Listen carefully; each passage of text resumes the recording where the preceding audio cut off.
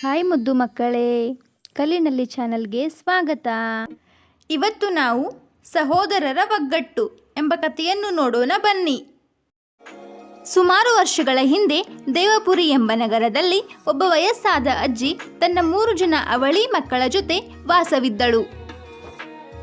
ಆ 3 ಜನ ಮಕ್ಕಳು ನೋಡೋಕೆ ಒಂದೇ ರೀತಿ ಇದ್ದರು. ಅವರ ತಾಯಿಯನ್ನು ಬಿಟ್ಟು ಬೇರೆ ಯಾರಿಗೂ ಕಂಡುಹಿಡಿಯಲು ಸಾಧ್ಯವಾಗುತ್ತಿರಲಿಲ್ಲ.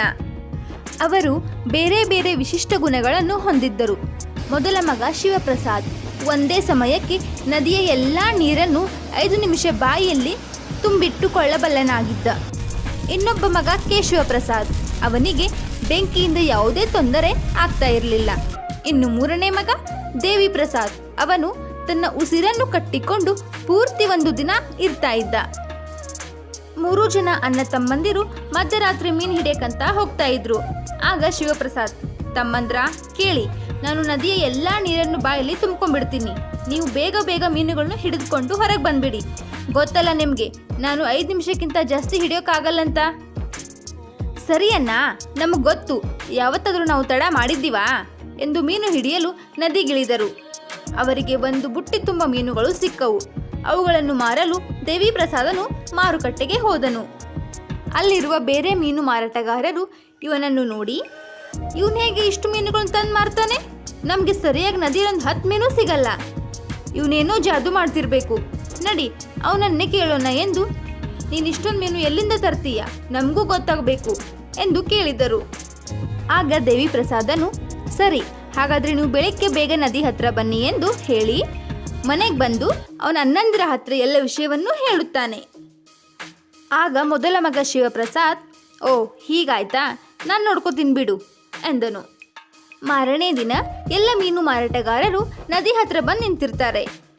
ಅವತ್ತು ಶಿವಪ್ರಸಾದ್ ಒಬ್ಬನೇ ಬಂದು ಆ ಮಾರಾಟಗಾರರಿಗೆ, ನೋಡಿ, ನಾನು ನದಿ ನೀರನ್ನು 5 ನಿಮಿಷ ಬಾಯಲ್ಲಿ ಇಟ್ಕೋತೀನಿ, ಆಗ ನೀವು ಮೀನುಗಳನ್ನು ಹಿಡಿಬಹುದು. ಆದರೆ ನೆನಪಿರಲಿ, 5 ನಿಮಿಷದ ಮೇಲೆ 1 ಸೆಕೆಂಡು ನನ್ನ ಬಾಯಲ್ಲಿ ನೀರು ನಿಲ್ಲಲ್ಲ ಎಂದು ಹೇಳಿ ಕಳುಹಿಸಿದನು. ಆದರೆ ಅವರು ಮೀನುಗಳನ್ನು ಹಿಡಿದು ಬೇಗ ನದಿಯಿಂದ ಹೊರಗಡೆ ಬರಲಿಲ್ಲ. 5 ನಿಮಿಷ ಆದಮೇಲೆ ನೀರನ್ನು ಹಿಡಿಯಲು ಶಿವಪ್ರಸಾದ್ಗೆ ಆಗಲ್ಲ. ಆಗ ಆ ಮಾರಾಟಗಾರರು ನದಿಯಲ್ಲಿ ಮುಳುಗಿ ಸಾಯ್ತಾರೆ.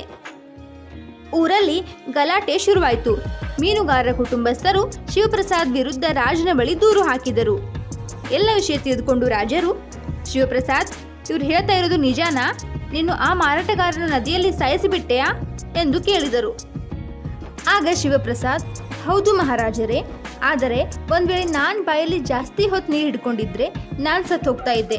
ಅವ್ರಿಗೆ ಪದೇ ಪದೇ ಹೇಳಿದ್ದೀನಿ 5 ನಿಮಿಷಕ್ಕಿಂತ ಜಾಸ್ತಿ ಆಗಲ್ಲ ಅಂತ, ಆದರೆ ಅವ್ರು ಯಾರೂ ನನ್ನ ಮಾತು ಕೇಳಲೇ ಇಲ್ಲ ಎಂದನು.